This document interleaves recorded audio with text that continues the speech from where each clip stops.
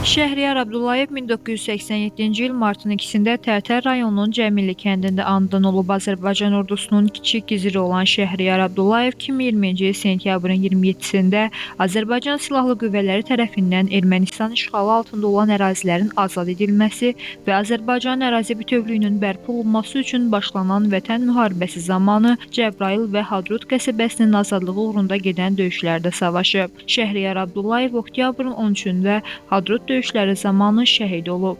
Daşkəsən şəhərinin Şəhidlər Xiyabanında dəfn olunub. Azərbaycan ərazi bütövlüyünün təmin edilməsi uğrunda döyüş əməliyyatlarına qatılan və hərbi hissə qarşısında qoyulmuş tapşırıqların icrası zamanı vəzifə borcunu şərəflə yerinə yetirdiyi üçün Azərbaycan Prezidenti İlham Əliyevin sərəncamlarına əsasən Şəhriyar Abdullayev ölümündən sonra vətən uğrunda Cəbrayılın azad olunmasına görə, Kəlbəcərin azad olunmasına görə, hərbi xidmətlərə görə, Füzulinin azad olunmasına görə medalları və Azərbaycan bayrağı ordeni ilə təltif edilib.